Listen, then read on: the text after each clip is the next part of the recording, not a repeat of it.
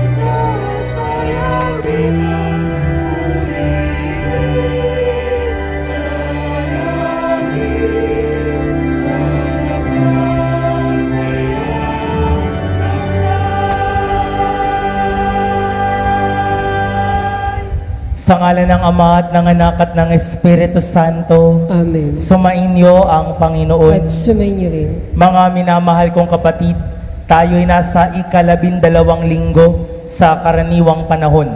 At upang tayo'y mas maging marapat gumanap sa ating pagdiriwang, aminin muna natin ating mga pagkukulang.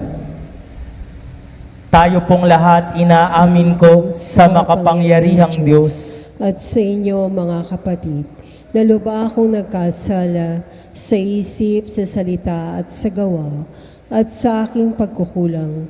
Kaya'y sinasamo ko sa mahal na Birheng Maria, sa lahat ng mga anghel at mga banal, at sa inyo, mga kapatid, na ako'y panalangin sa Panginoong ating Diyos. Kaawaan tayo ng makapangyarihang Diyos, patawarin tayo sa ating mga kasalanan at patnubayan tayo hanggang sa buhay na walang hanggan. Amen.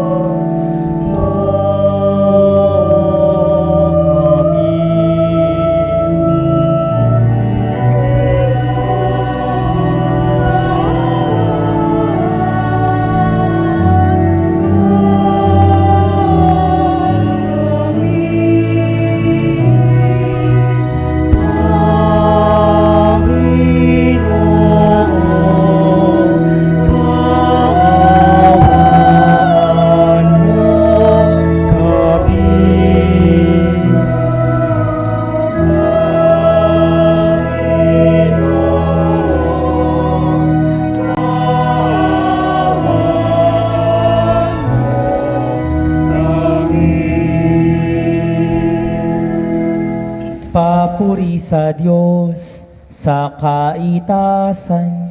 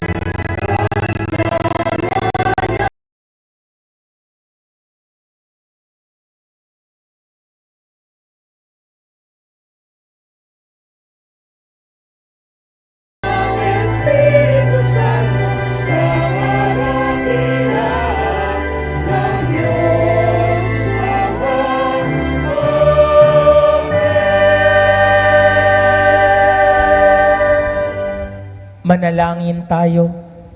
Ama naming makapangyarihan, kami naway magkaroon ng pitagan at pagmamahal para aming magawang sambahin ang ngalan mo, sapagkat sa mga pinatatatag sa iyong pag-ibig, ikaw ay walang pinababayaang masadlak sa ligalig. Iniluluhog namin ito sa pamamagitan ni Hesukristo, kasama ng Espiritu Santo, magpa sa walang hanggan. Amen.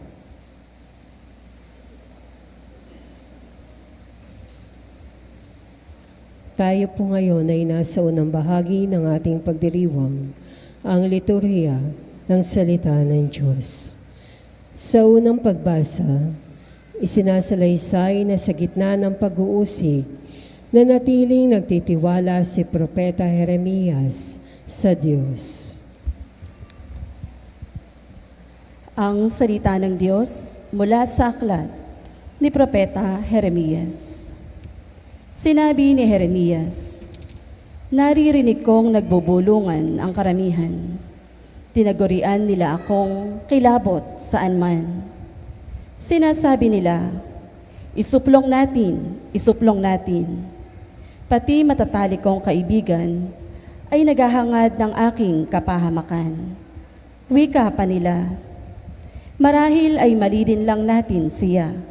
Pagkatapos, dakpin natin at paghigantihan. Subalit ikaw ay nasa panig ko, poon. Malakas ka at makapangyarihan. Madara pa ang lahat ng umuusig sa akin. Hindi sila magtatagumpay kailanman. Mapapahiya sila sapagkat hindi sila magwawagi. Mapapahiya sila habang panahon. At ito ay hindi na makakalimutan. Makatarungan ka kung sumubok sa mga tao. Poon, Diyos na makapangyarihan. Alam mo ang laman ng kanilang mga puso at isip. Kaya't ikaw ang maghiganti sa mga kaaway ko. Ipinagkakatiwala ko sa mga kamay mo ang aking kapakanan. Awitan ninyo ang poon. Inyong purihin ang poon. Sapagkat inililigtas niya ang mga api mula sa kamay ng mga gumagawa ng masama.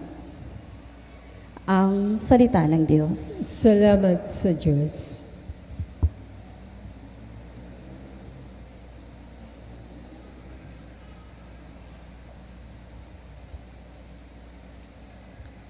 Salmong tugunan.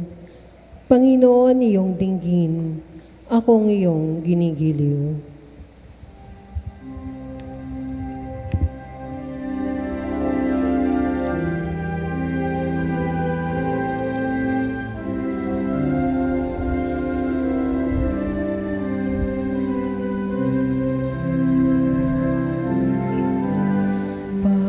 Panginoon, iyong dinggin,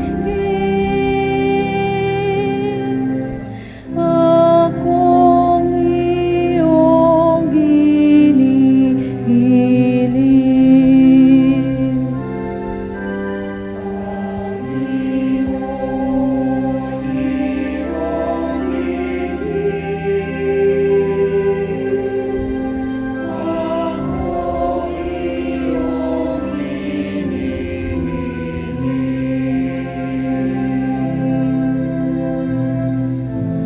Dahilan sa iyo, ako'y naglahi, napayang lubos sa pagkaunsiyami. Sa mga kapatid, parang ako'y iba, kasambahay ko na'y di ako kilala. Ang pagmamahal ko sa banal mong templo, matinding matindi sa kalooban ko. Sa akin bumagsak paghamak sa iyo.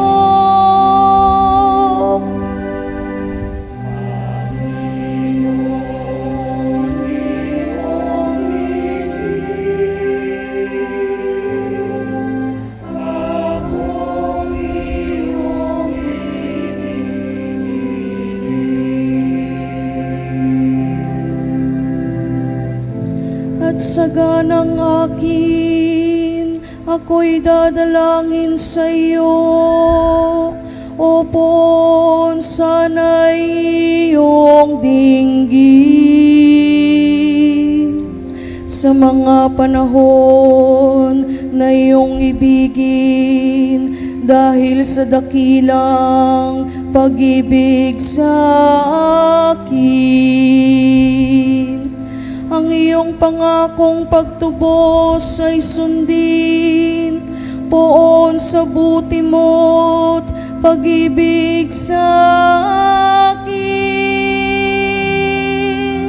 Sa aking pagtawag, ako sana'y dinggin, sa pagkahabag mo, ako ay lingapin.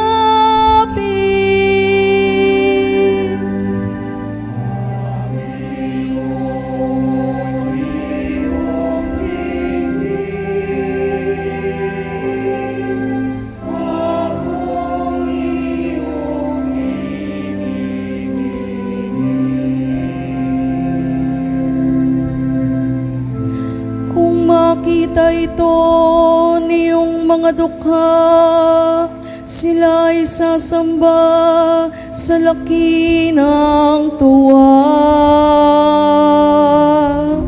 Dinirinig ng Diyos ang may kailangan, lingkod na bilanggo'y di nalilimutan. Ang Diyos ay purihin ng langit at lupa, maging karagat narong nilikha.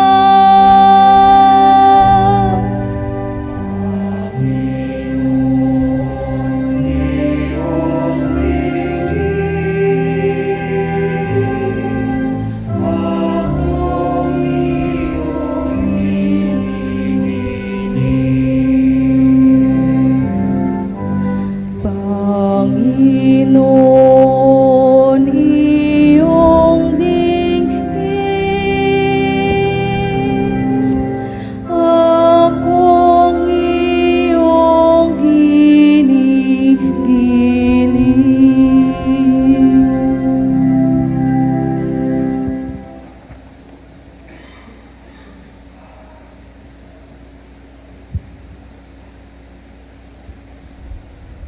Sa ikalawang pagbasa, itinuturo ni Apostol San Pablo na kay Kristo nakakamit natin ang kaligtasan at buhay. Ang salita ng Diyos mula sa sulat ni Apostol San Pablo sa mga taga-Roma. Mga kapatid, ang kasalan ay pumasok sa sanlibutan sa pamamagitan ng isang tao, at ang kamatayan sa pamamagitan ng kasalanan niya. Dahil dito, lumaganap ang kamatayan sa lahat ng tao, sapagkat ang lahat ay nagkasala. Nasa sanlibutan na ang kasalanan bago pa ibinigay ang kautusan. Ngunit walang pinanagot sa kasalanan kung walang kautusan. Gayunman, naghari ang kamatayan mula kay Adan hanggang kay Moises, kahit sa mga tao na ang pagkakasalay di tulad ng pagsuway ni Adan. Si Adan ay anino ng isang darating, ngunit magkaiba ang dalawang ito, sapagkat ang kagandahang loob ng Diyos ay higit sa dihamak kaysa pagsuway ni Adan. Totoo ngang nagdala ng kamatayan sa marami ang pagsuway ni Adan, ngunit malaki ang kahigitan ng kagandahang loob ng Diyos at ang kaloob na dumating na napakarami sa pamamagitan ng isang tao, si Jesus. Ang salita ng Diyos. Salamat sa Diyos. Sa mabuting balita, binabalaan tayo ng Panginoon tungkol sa kasalanan na nakapapatay ng kaluluwa. Tayo po'y magbigay galang sa mabuting balita ng Panginoon.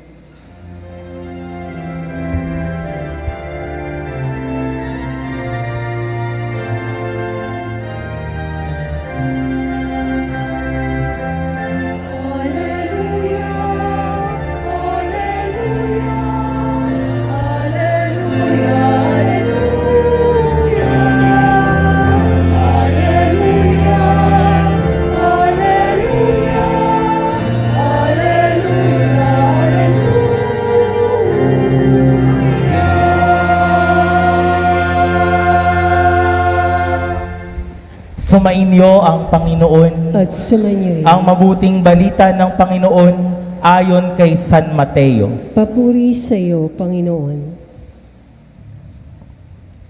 Noong panahon yon, sinabi ni Jesus sa kanyang mga apostol, "Huwag kayong matakot sa mga tao, walang natatago na di malalantad o nalilihim na di mabubunyag. Ang sinasabi ko sa inyo sa dilim, ulitin nyo sa liwanag. At ang ibinubulong sa inyo ay huwag niyong ipagsigawan.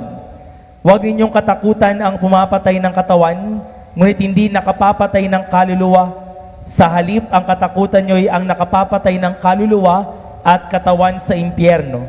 Hindi ba ipinagbibili ang maya ng 2 pera? Gayunman, kahit isa sa kanila'y hindi nahuhulog sa lupa kung hindi kalooban ng inyong Ama. Maging ang buhok ninyo'y bilang na lahat.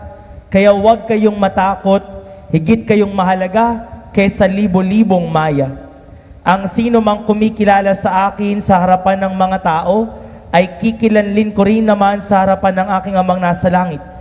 Ngunit ang magtatwa sa akin sa harapan ng mga tao, ay itatatwa ko rin naman sa harapan ng aking Amang nasa langit."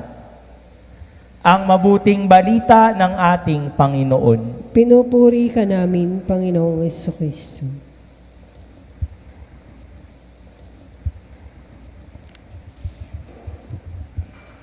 Ang tema ng ating mga pagbasa ngayong araw, 12th Sunday in Ordinary Time, ay tungkol sa encouragement. Encouragement. And the word encouragement has a very interesting etymology. It comes from 2 words, en, meaning to put in, to give in, and then courage. Courage has its root word from the Latin word cor, meaning heart. And so to encourage means to put in the heart, to give heart. That's why a synonym for encouragement is to hearten. Sa Tagalog, palakasin ang loob. And so to discourage somebody means you do not give the heart. Pinapahina mo ang loob. Encouragement is the theme set across all readings today. In our first reading from the book of the prophet Jeremiah, he was very discouraged. Sabi niya, at may kurot sa kanyang puso, "Pati matatalik kong kaibigan ay nag-aabang sa aking kamalian. Pati matatalik kong kaibigan, nag-iintay, naghahangad ng aking kapahamakan." Very discouraging.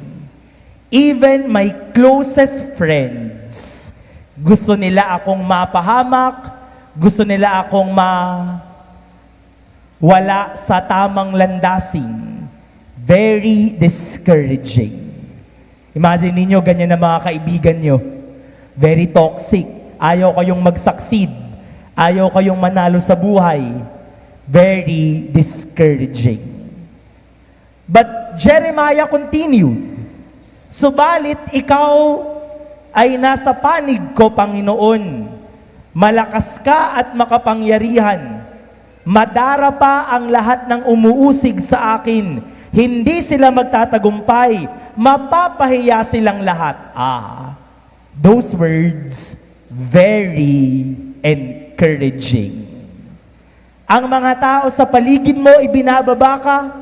Ang mga tao sa paligid mo, kahit ultimo kaibigan, ayaw ka. At nakapanghihina yun ng loob. Parang sino pang kakampi ko? Sino pang aasahan ko? Saan pa ako lalapit? And then God told Jeremiah, ipapahiya ko sila. Madarapa ang lahat ng umuusig, sapagkat ang nasa panig ko ay bibigyan ko ng lakas at kapangyarihan. Now, hearing those words, Jeremiah, he was encouraged. In our second reading from the letter of St. Paul to the Romans, St. Paul tells us, because of one man, sin entered and death entered. Dahil kay Adan, sa pagkakasala ni Adan, nagkasala tayong lahat at pumasok ang kamatayan. Now, that is very discouraging. Ba't ako nadamay sa kasalanan ni Adan? Bakit pati ako? Just because of one man, sin entered. Very discouraging.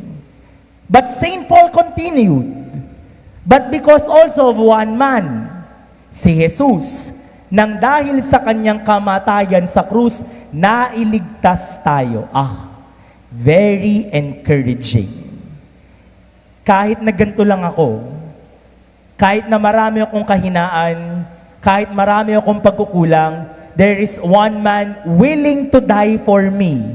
Isn't that encouraging? Somebody is willing to offer his very self for you. Aren't you encouraged? In our gospel today from St. Matthew, natatandaan niyo pa ba yung gospel nung nakaraang linggo? Siyempre hindi na. Nung nakaraang linggo pa yun eh. Nung nakaraang linggo, pinangalanan ng 12 apostles. And this time, binibigyan na sila ng mga instructions. Pinapahayo na sila. Pumunta kayo sa mga lugar at mangaral.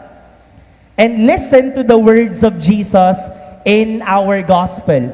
Very encouraging. Hindi niya tinakot yung 12 apostol at sinabi, sinusugo ko kayo. Tapos bahala na kayo walang pakain yan. Bahala na kayo. Sa buhay nyo, kanya-kanya tayong diskarte. Hindi. Look at the words of Jesus. He started with these words, huwag kayong matakot sa mga tao. Very encouraging. He continued, huwag niyong katakutan ang pumapatay ng katawan, ngunit hindi nakapapatay ng kaluluwa. Very encouraging. Nakita niyo yung mga maya? Kita niyo yung mga maya? Pinababayaan ba sila? Sabi ni Jesus, huwag kayong matakot. Higit kayong mahalaga kesa libo-libong maya. Very encouraging. At dugtong pa niya, kahit yung buhok mo, kayo ba, alam nyo ba bilang ng buhok nyo? Hindi. Pero si Jesus, ang Diyos, alam niya, kahit bilang ng buhok, ganun ka kahalaga. Kahit na everyday, pag mainit ang ulo mo, ay nababawasan ka ng buhok. Alam niya ang bilang ng iyong buhok. Ganun ka ka-importante sa Kanya. Ganun ka kahalaga sa Kanya. Very encouraging. And so my dear brothers and sisters, set across all readings, we are reminded today about the power of encouragement.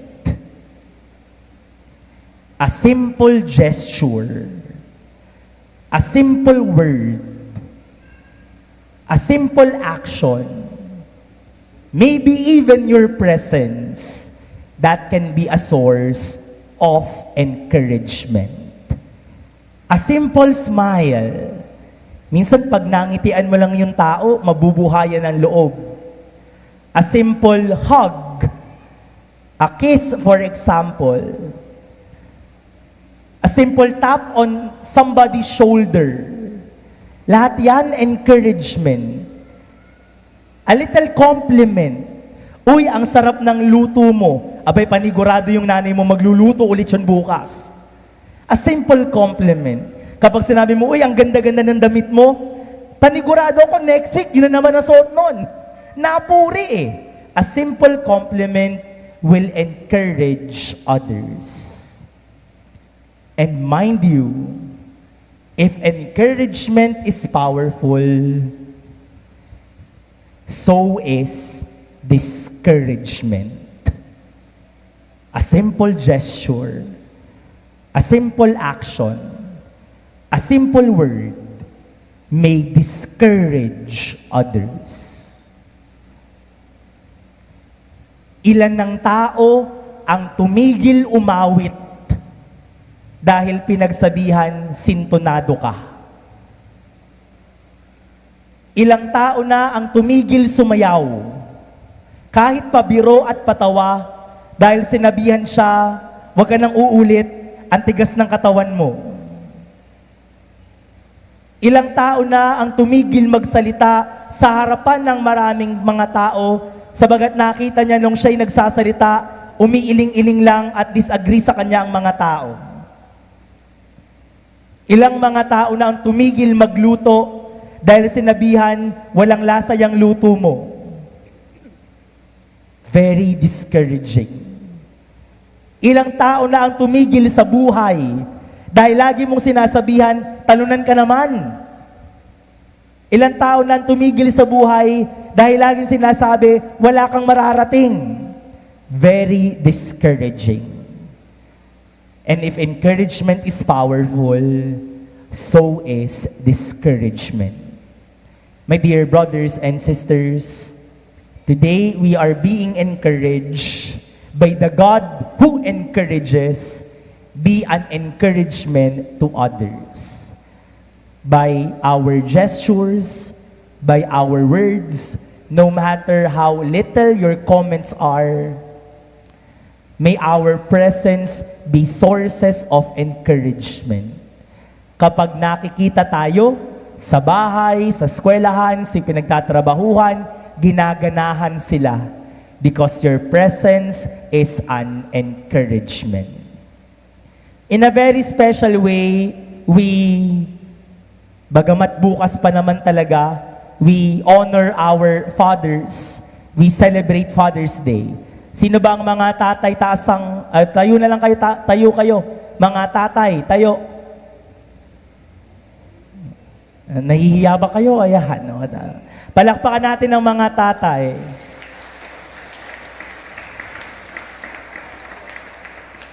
Magsiupo na po. Happy Father's Day po. Happy Father's Day.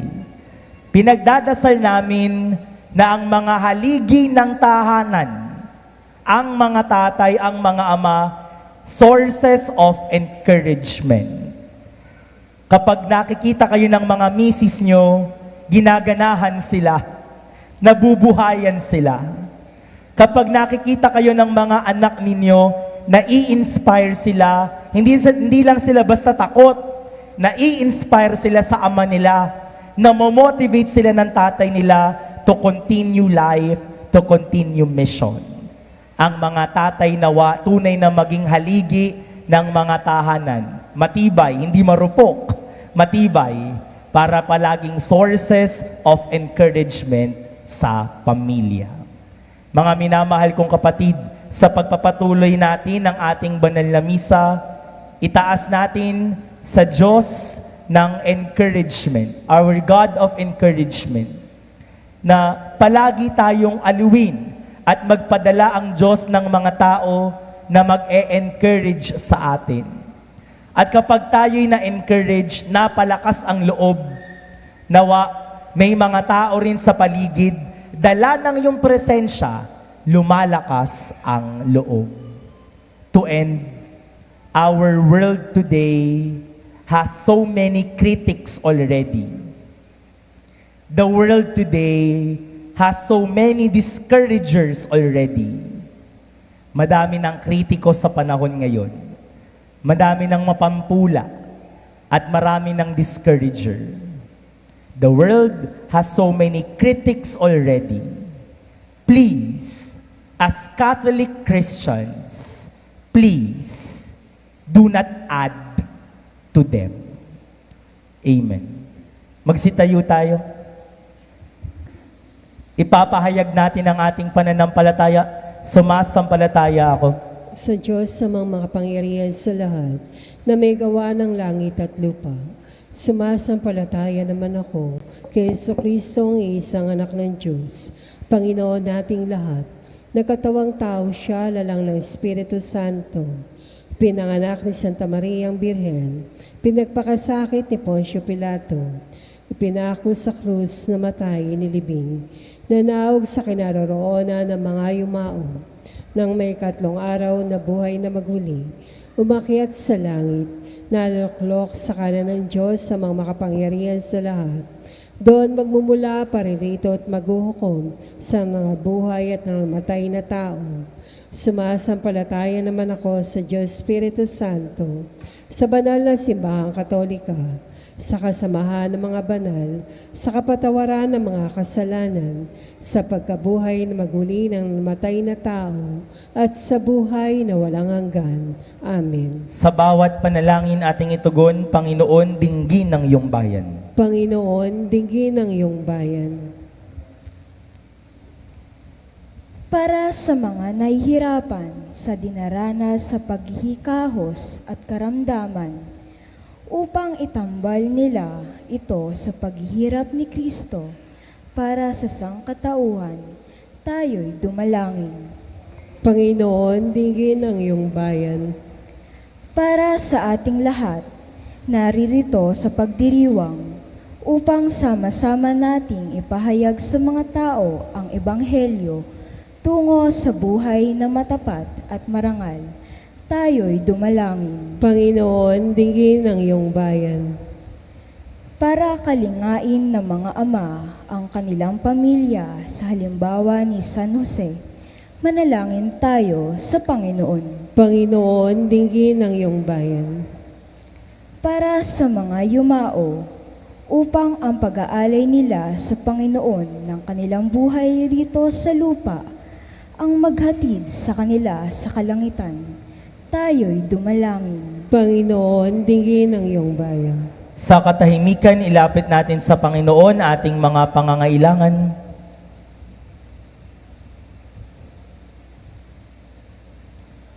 Ama ng habag at awa, pakinggan mo ang panalangin ng iyong simbahan.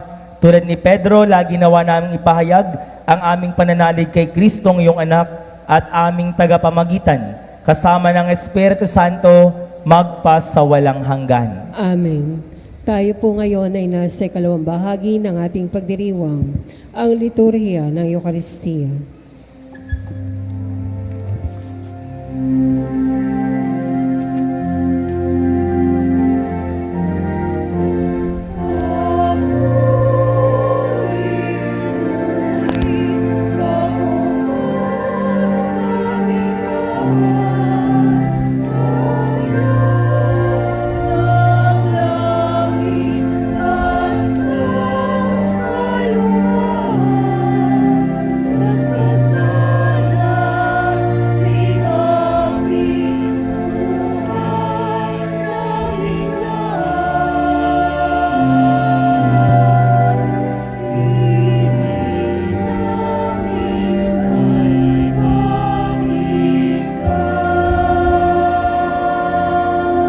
Magsitayo. Manalangin kayo mga kapatid, upang ang paghahain natin ay kalugdan ng Diyos amang makapangyarihan. Tanggapin nawa ng Panginoon itong paghahain sa iyong mga kamay, sa kapurihan niya at karangalan sa ating kapakinabangan at sa buong sambayanan niyang banal. Ama naming lumikha, tanggapin mo ang aming paghahain ng papuri sa iyong kabutihan sa amin. Sa dulot nawa nitong kadalisayan, kami naway makapag-alay ng iyong kinalulugdan sa pamamagitan ni Kristo, kasama ng Espiritu Santo, magpa sa walang hanggan. Amen. Sumainyo ang Panginoon. At sumainyo rin. Itaas sa Diyos ang inyong puso at diwa. Itinaasa namin sa Panginoon. Pasalamatan natin, Panginoong ating Diyos. Marapat na siya ay pasalamatan. Ama naming makapangyarihan, tunay ngang marapat na ikaw ay aming pasalamatan. sa pamamagitan ni Heso Kristo na aming Panginoon. Siya ay naging kapwa naming maaasahan upang may mangunang umako sa pananagutan dahil hangad mong magbagaw ang kinamyasnan na pagkakanya-kanya ng sangkatauhan. Bunga ng pagtitiis siya ay nanaig at ang kamatayan ay kanyang nalupig, kaya't siya ang aming daan para aming masapit ang iyong tapat at maaasahang pag-ibig. Kaya kaisa ng mga anghel na nagsisiawit ng papuri sa iyo, nang walang humpay sa kalangitan, kami nagbubunyi sa iyong kadakilaan.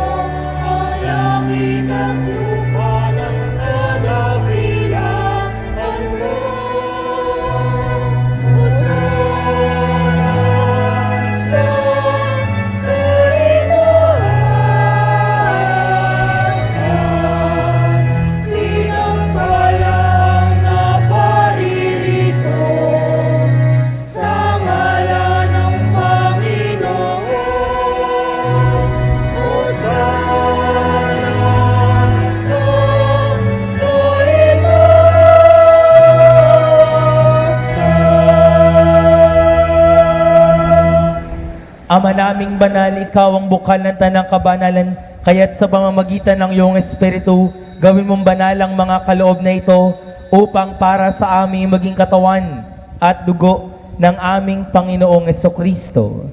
Bago niya pinagtiis ang kusang loob na maging handog, hinawakan niya ang tinapay, pinasalamatan kanya, pinaghati-hati niya yun.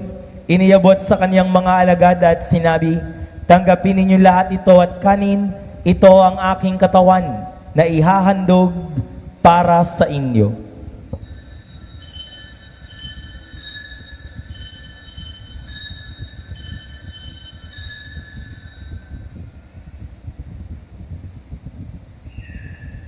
Gayun din naman noong matapos ang hapunan, hinawakan niya ang kalis, muli kanyang pinasalamatan, iniyabot niya ang kalis sa kanyang mga alagad at sinabi, "Tanggapin ninyo lahat ito at inumin. Ito ang kalis ng aking dugo, ng bago at walang hanggang tipan.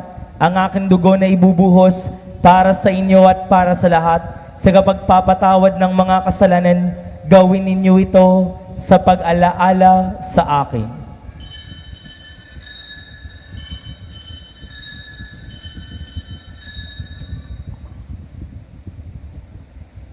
Ipagbunyi natin ang misteryo ng pananampalataya.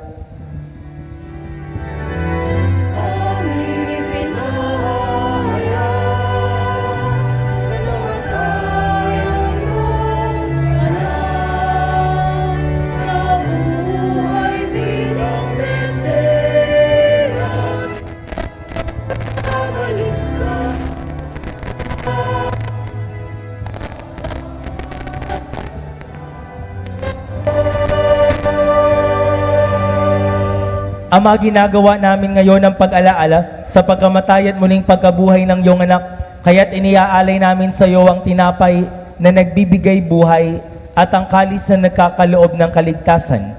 Kami nagpapasalamat dahil kami iyong minarapat na tumayo sa harap mo para maglingkod sa iyo. Isinasamo namin kaming magsasalo-salo sa katawan at dugo ni Kristo ay mabuklod sa pagkakaisa sa pamamagitan ng Espiritu Santo. Ama, lingapin mo ang iyong simbahang laganap sa buong daigdig, puspusin mo kami sa pag-ibig, kaisa ni Leon na aming Papa at ni Dennis na aming Obispo at ng Tanang Kaparian. Alalahanin mo rin ang mga kapatid naming nahimlay nang may pag-asang sila'y muling mabubuhay, gayon din ang lahat ng mga pumanaw. Kaawaan mo sila't patuloyin sa iyong kaliwanagan, kaawaan mo't pagindapating kaming lahat na makasalo sa iyong buhay na walang wakas, kaisa ng mahal na Birheng Maria, Ina ng Diyos, ni San Jose, kanyang kabiyak ng puso, kaisa ng mga apostol at ng lahat ng mga banal na namuhay dito sa daigdig ng kalugod-lugod sa iyo. Maipagdiwang nawa namin ang pagpupuri sa ikararangal mo sa pamamagitan ng iyong anak na aming Panginoong Hesu Kristo. Sa pamamagitan ni Kristo, kasama niya at sa Kanya, ang lahat ng parangal at papuri ay sa iyo, Diyos amang makapangyarihan, kasama ng Espiritu Santo, magpa sa walang hanggan.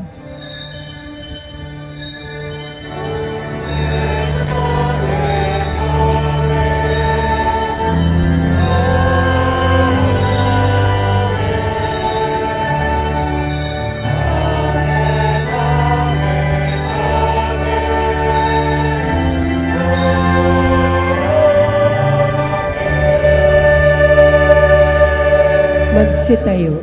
Tumawag tayo sa Diyos na ating Ama.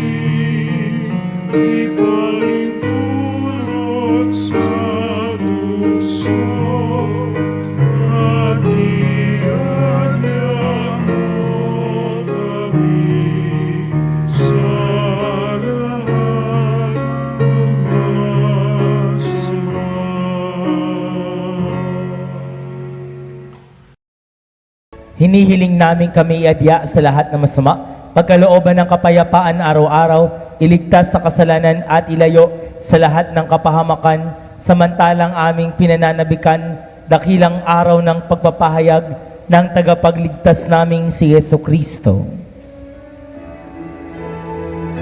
Sapagkat iyo ang kaharian at ang kapangyarihan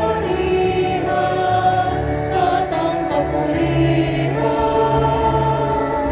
magpakailanman.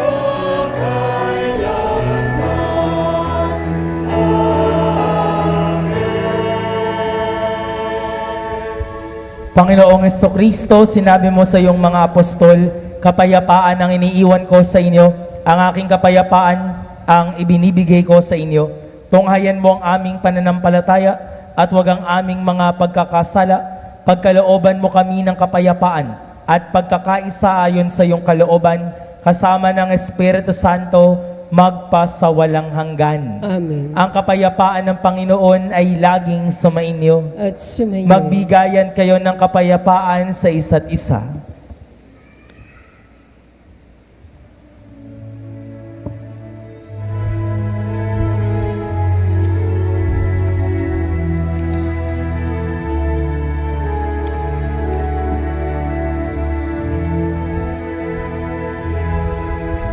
Kordero ng Diyos na nagwawalis ng mga kasalanan.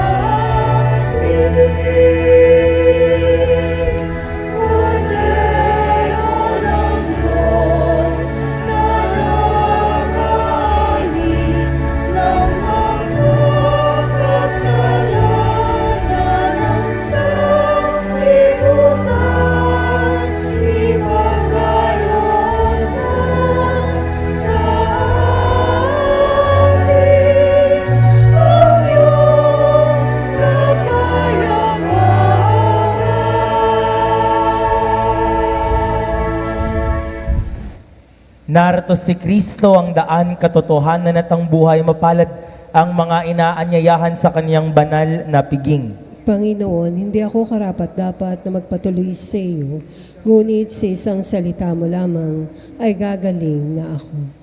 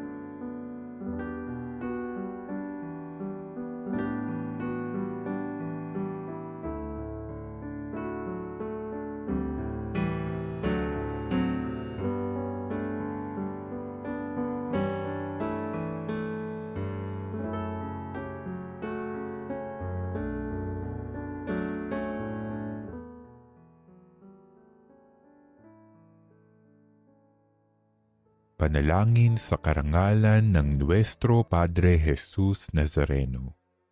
O Jesus Nazareno, katamis-tamisan naming manunubos, sa harap mo ngayon naririto kami't nangangayupapa at nagsisisi ng taos-puso sa aming pagiging walang turing sa iyo at paglimot sa di mabilang na mga biyaya mo, lalong-lalo na yaong mahalagang biyaya ng pagtutubos. Dinaramdam namin at pinagsisisihang labis, Panginoon ko, ang pagkakasala namin sa iyo. Ikinalulungkot namin ang pagiging dahilan ng pagpapasan mo ng krus na iyan sa gitna ng mga hirap at kapaitan, hanggang sa inihandog mo ang iyong buhay sa bundok ng Kalbaryo, sa pagkaibig mo lamang na matubos kami at ang sangkatauhan mula sa sala. Pakabanalin mo, O Panginoon, ang aming pagnanais at ipagtanggap mo sa amin ang iyong biyaya. Maging tagapamagitan nawa ang iyong ina, ang kalinis-linisang Birheng Maria.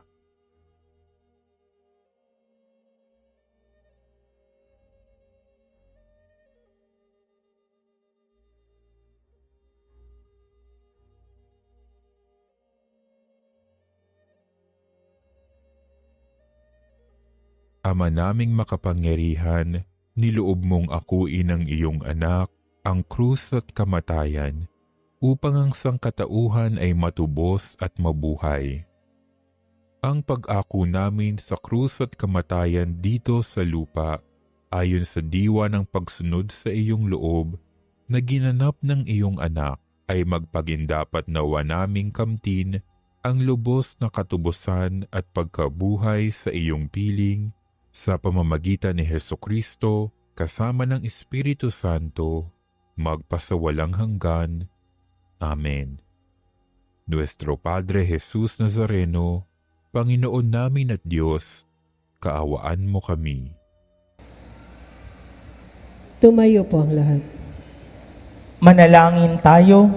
Ama naming mapagmahal, kaming nakinabang sa katawan at dugo ng iyong anak, ay sumasamo sa iyong habag upang ang aming taimtim na ginanap ay maging pagtanggap namin sa tiyak mong pagliligtas sa pamamagitan ni Heso Kristo, kasama ng Espiritu Santo, magpasawalang hanggan. Amen.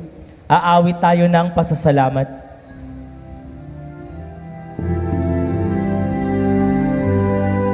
Salamat, Panginoon, salamat. Salamat, salamat sa iyo.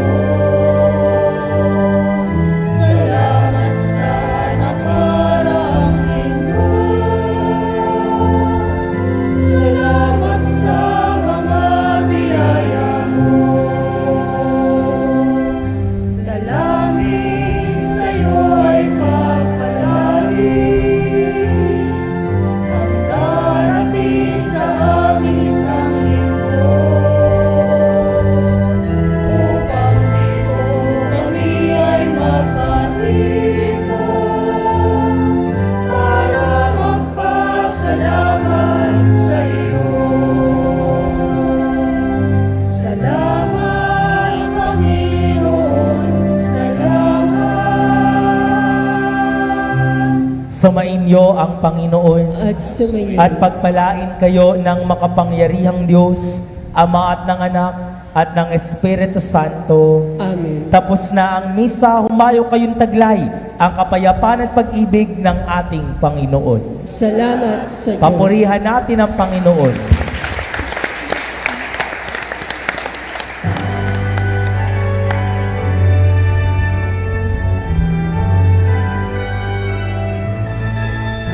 Nuestra Señora del Carmen, mahal na ikaw namin, patron ng makasaysayan.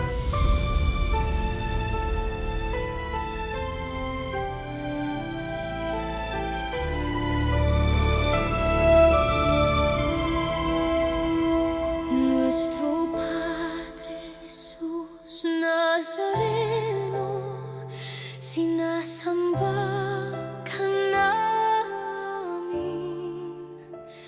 pinipintuho ka namin, aral mo ang aming buhay at kaligtasan.